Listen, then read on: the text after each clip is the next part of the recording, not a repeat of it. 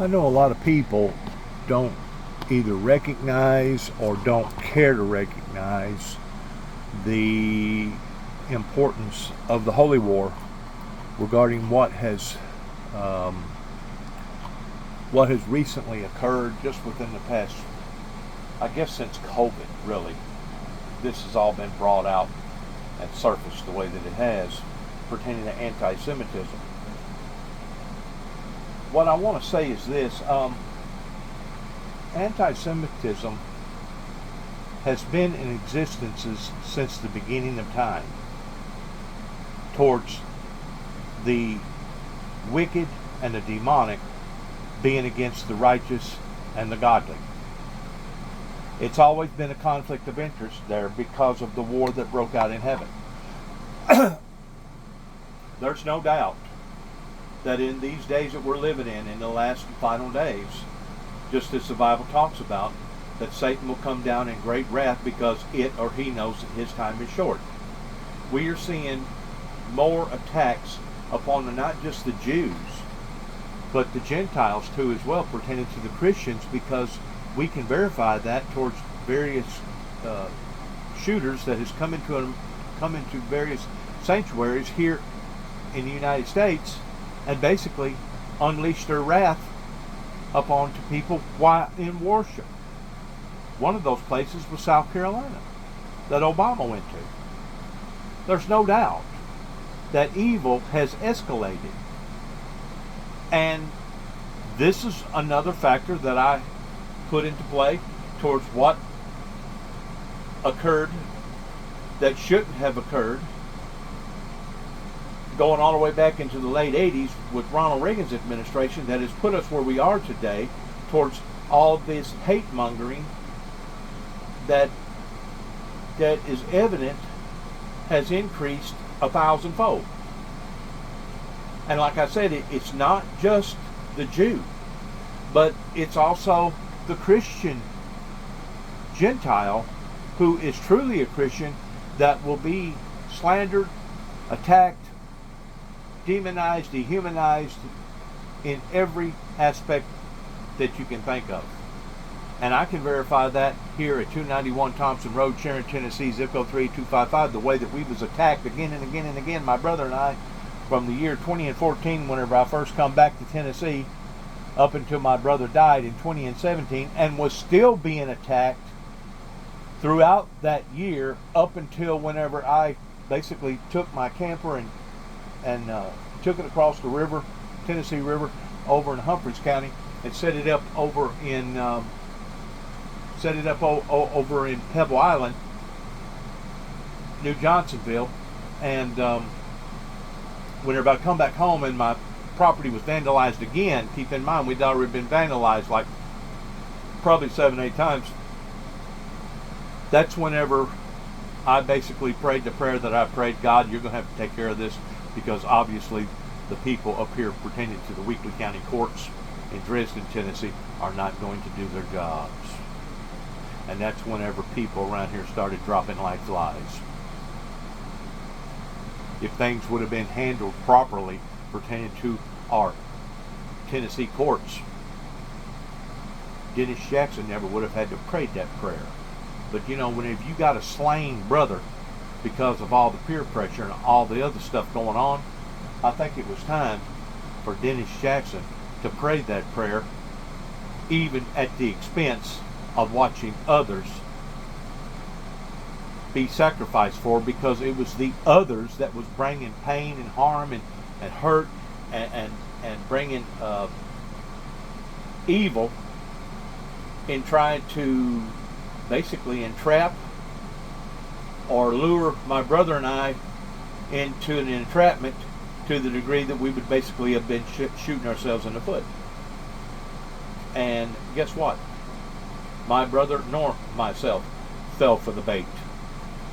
And you can tell the Weakley County courts that, pertaining to the judges, the prosecuting attorneys, the probation officers, and all other law enforcement agencies in these surrounding counties, in Weakley County, Obion County, Tennessee, that we did not take the bait. In other words, your attempts failed. in either my brother or myself shooting ourselves in the foot. Please listen to this. It's very interesting. Please listen, and it's very sad too as well. Please listen. Jonathan, good morning. We can talk about the mask issue in just a moment, but we really do need to pause and consider that in the year 2024, on a subway car at Union Square Station, 14th Street in New York City, a group of people are saying, "Raise your hand if you're a Zionist," translation a Jew. "This is your chance to get out."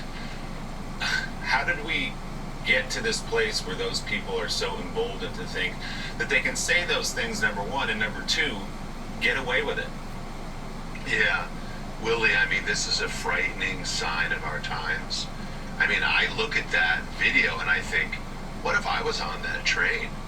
What if one of my kids was on that train? What if one of the 90% of American Jews who identify as Zionists or have a deep relationship with Israel was on that train? And you know, to some people, they may think, well, they're over dramatizing this.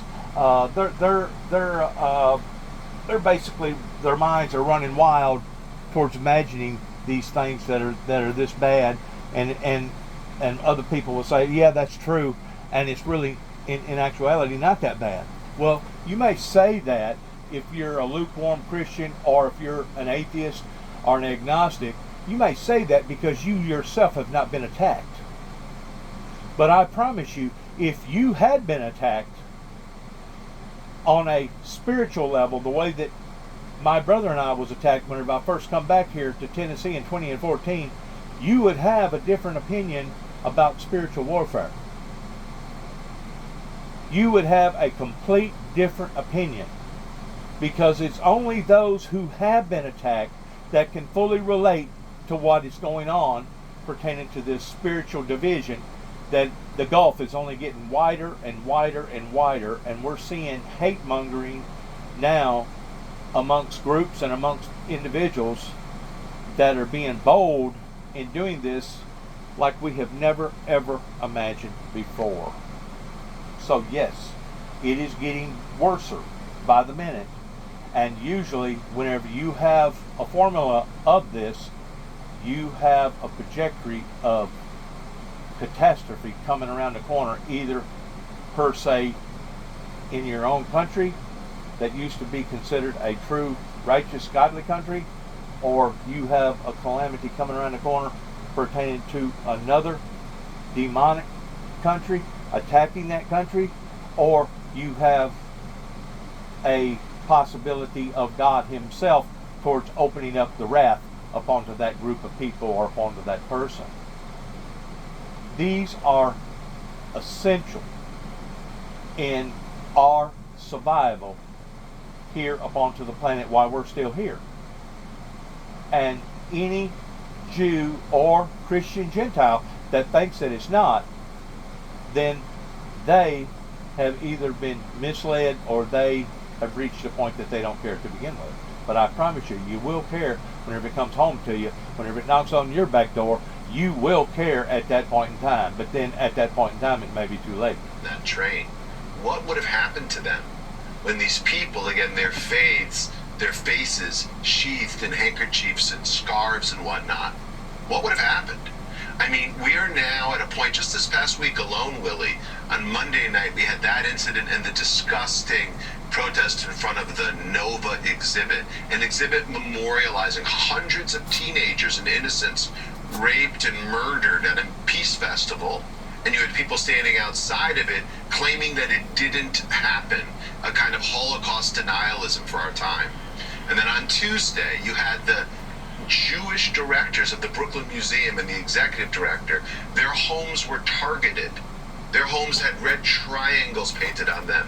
As the actor Wendell Pierce described it, that red inverted triangle, it's like a burning cross being put on the front lawn of a black family. That's what Wendell Pierce said, and he's right, because that red triangle is used by Hamas to identify and target their victims. It's a bullseye, if you will. And then just yesterday, on Thursday, dozens of synagogues in the New York area got bomb threats. I mean, this is a moment in time like we've never seen before, Willie. We really need action now. And as we've said many times, and you yourself have said, there is legitimate protest of the way the war in Gaza has been prosecuted by Israel's civilian death and suffering. This is not that. This is not that. The crime committed by the director of the Brooklyn Museum, the pictures we're showing, was being Jewish. And as you say, those triangles are marked for death. That's what that means when Hamas puts that target on someone. So what can be done to change the trajectory of where this is going, where people feel, I can go out and do that and nothing's going to happen to me? I think there were a few things. So I think Governor Hochul is right in what she said at the press conference. We've got to figure out this masking issue. And there is a framework, there's a model where you can allow for people to exercise freedom of expression or to wear a mask if they're concerned about, communicable diseases, if you will, like COVID. And yet, not to hide and conceal your identity so you can menace, threaten, and commit acts of violence. I mean, there's a balance here that's got to be struck. I think that's number one. I think number two, these people were waving flags, Willie, like of Hezbollah and Hamas and the PFLP. These are foreign terror organizations, by the way, Willie, that have killed Americans. Hezbollah has killed hundreds and hundreds of Americans over the decade. I think we've got to try to understand, how is this happening? And material support for foreign terror organizations is a problem, no matter who the group might be. But then finally, Willie, people of good conscience on all sides have got to speak out. Yes, me as a Jewish person, I speak out against anti-Semitism, but also all other forms of hate. And I think we need faith leaders, we need civic activists, we need actors like Wendell Pierce, more of that to happen, to step up and say, this is absolutely unacceptable, no matter how appalling the violence in Gaza. This isn't a way to demonstrate your frustration about the Middle East. I'm just tired of the lies. I'm tired of the lies that suggest that all of what we see, all of what we saw there, all of what we see in protests is just a good faith disagreement on Jewish and Palestinian relations in Israel. It's not. You can look at what the leaders of the student groups, so-called student groups that protested and laid siege to college campuses throughout the spring. You can look at them celebrating openly with statements the worst slaughter of Jews since the Holocaust. You can see what happened here, where it's just sick. There's no other word for it. Just sick that we had the protests and the Holocaust denialism outside that extraordinary exhibit for the Nova Music Festival, a music festival that was to celebrate peace. To celebrate peace, that was savagely attacked on the morning of October 7th, and so many young people slaughtered by Hamas, and these people outside actually denying it, and if they wasn't slaughtered, they was kidnapped. If they wasn't kidnapped, they was raped. If they wasn't raped, they was dehumanized. I could go on and on and on, other than just people being killed. It just goes to show you how out of tune or out of touch that the world has become towards people supporting Hamas, supporting anti-Semitism, versus supporting holiness and righteousness. It just goes to show you how incredibly the world has backslid. Those attacks. Yeah, Joe, I gotta say, look at this footage. People denying other individuals the right to enter that building, that's a violation of their civil rights. People being on the subway, being attacked because of their ethnicity or their faith, how they pray or where they're from, that's an attack on their civil rights. This isn't just a local issue, it's a federal crime. And so we need consequences applied. Again, I have no problem with free speech, and it's a kind of gaslighting to suggest that I don't care about civilian lives in Gaza. I do. I don't want another civilian to be killed. It should stop tomorrow. Exactly. That will happen when Hamas just releases the hostages. But today, here and now, we really want federal authorities to look at this, because I think this is a bigger problem. And by the way, Joe, I remember this. It will spread. It may start in Manhattan or Brooklyn. And it already has, because I had a good friend by the name of Harold Roberts that at one time we used to be on speaking terms and are no longer, but he himself identified what was going on in my life and even strongly suggested that what is going on in my life, or what was going on in my life at that time, which was before I come back to Tennessee in 2014, that was probably going to happen to everybody's life, because he realized that basically I was having to get out here and live like a fugitive and go from catastrophe to catastrophe, basically a moving target, to the point that once the heat got so hot, I would pack up and go to another area. That way they wouldn't stay asphyxiated on me. But whenever I come back to this area, to Northwest Tennessee, I promise you, whenever I tell you 7 out of 10 people that I met on the road that I had no earthly idea who they was, would flip me a bird. Would flip me a bird.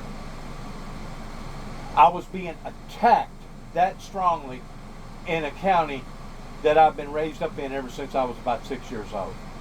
And my people and my people's people, going all the way back to about the 5th or 6th generation,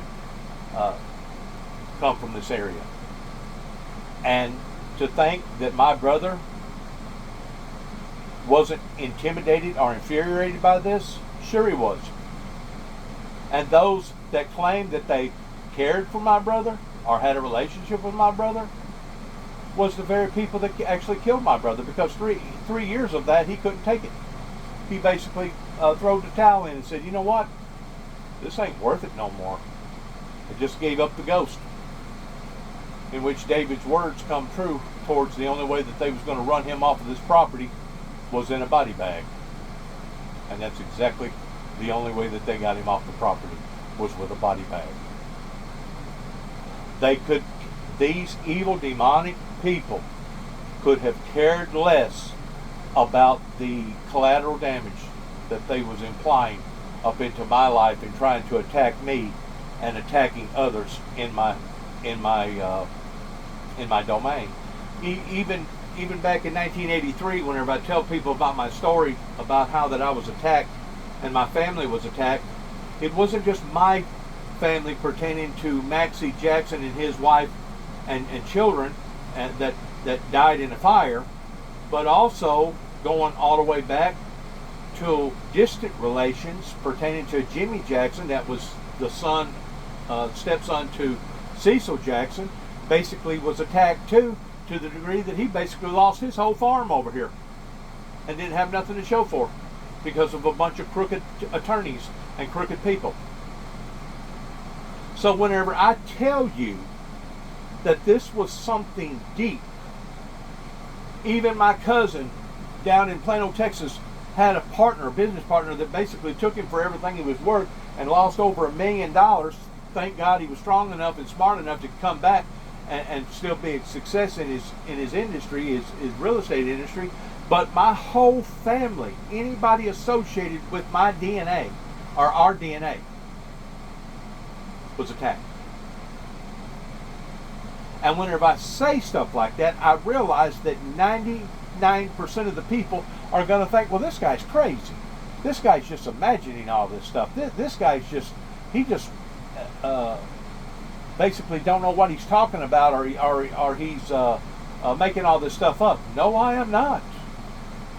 No, I am not. And the courts up here in Weakley County, various judges and prosecuting attorneys and probation officers will be held to the fullest extent of the law one day in the hereafter world.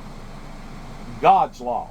Because they sat idly by pertaining to dereliction of duty and allowed this to fester and fester and fester and build and build and build and build to the point of the death of my youngest sibling.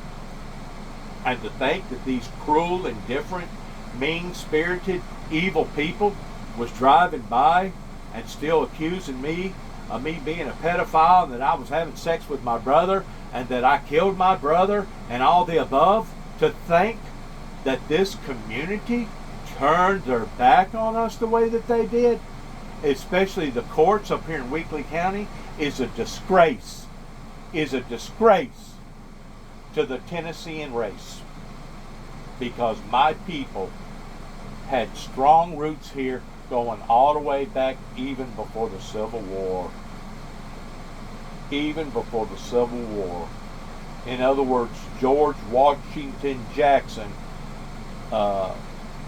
his parents thought enough of their son pertaining to the founder of our revolutionary revolution, named their son George Washington Jackson. George Washington Jackson was one of the ones that come over here from the Appalachian Mountains. It started in New York. That was a migrant that come over here to start their lives over again. Even one of their fathers, or maybe even grandfathers, actually took on an artillery shell in Shiloh, where one of the biggest battles in the Civil War took place in Tennessee, and got wounded. He was a cook and wound up finishing out his time up here in Obion County as an officer. These was primitive times during that time. Everybody was getting around on horse and saddle. They didn't have roads and streets like we do now. They didn't have farming communities like we do now. The biggest majority of this stuff around here was all forestry. These was the pioneers that come in and pay the way for what we have today pertaining to our freedoms and pertaining to our luxuries. And to think that my family, being an ancestry to all of that, was treated this way. Or Brooklyn, but it will spread if we don't have some kind of deterrence all over the country. Completely Are agree. 100% correct on that. By the way, we want to mention a special honor that was given to Joe last week, the Auschwitz Jewish Center Foundation, which uses the lessons of the Holocaust to fight anti-Semitism and all forms of hatred, held its annual gala in New York honoring those who have aided in this crucial humanitarian work. The evening saw Holocaust survivors sharing their stories with young military cadets from all branches of the service, selected for the Foundation's one-of-a-kind intensive course in ethical responsibility in the military. Joe received the group's Excellence in Media Award for being a critical and clear voice in the fight against hate. Last year, he broadcast for Morning Joe from Auschwitz on Holocaust Liberation Day in an exclusive interview with Second Gentleman Doug Emhoff, who has emerged as one of the president's most prominent voices combating anti-Semitism. Yeah. So, Yeah, and Jonathan, I'm a Baptist, but this battle is for every American. This battle is for everyone who loves freedom. This battle is for everyone who wants to speak out against racism, bigotry, anti-Semitism. It's just so important that we join together in this fight against hate. Absolutely. I mean, I am never more proud than when I stand with Reverend Al against racism. I am never more proud than when I stand with the Asian American Foundation against AAPI hate. And I am never more proud when the Rev and Norman Chen, the CEO of the Asian American Foundation, and others stand with me in the fight against anti-Semitism.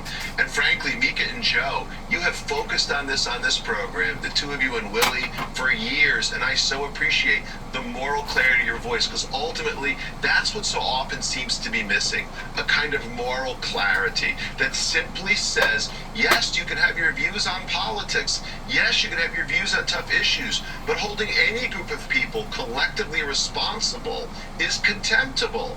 And this, again, as you're just saying, Joe, is not just anti-Semitic, it's anti-American.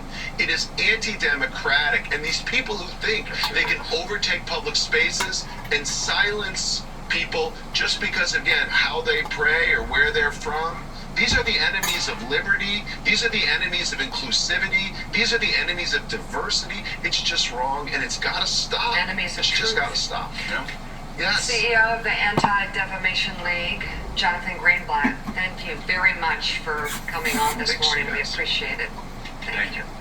So Donald Trump was back on Capitol Hill yesterday for the first time since the January 6, 2021 insurrection, and Republicans gave him a hero's welcome.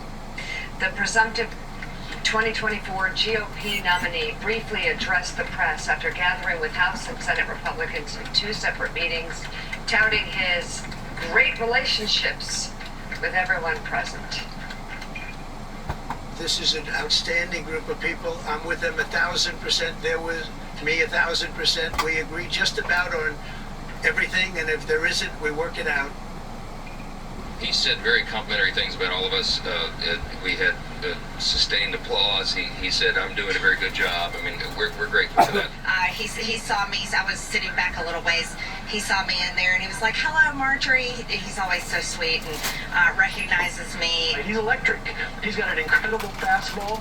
And I think that it was just exciting after all he'd been through, how strong this man is. I've never seen someone be able to take all the heat that he's taken and come in there ready to lead. He was the team captain, and we were glad he was leading us. It was the single best meeting I've ever seen between the United States Republican senators and President Trump. You know, and Willie, just in case you're keeping score at home, they were saying this about a man convicted of 34 felonies, found liable for sexual assault against a woman, was found to be guilty by definition, in definitional purposes, by a judge in New York of raping that woman. That's one of the reasons why I continue to say, because Joe Biden is so old and because Donald Trump is such of a weasel, that in reality, neither party, Again, neither medical party, organizations, neither party, and this is neither party is eligible to govern the United States people. Good luck to all of us. God bless America. God bless our troops. And heaven, please help us all. Shalom.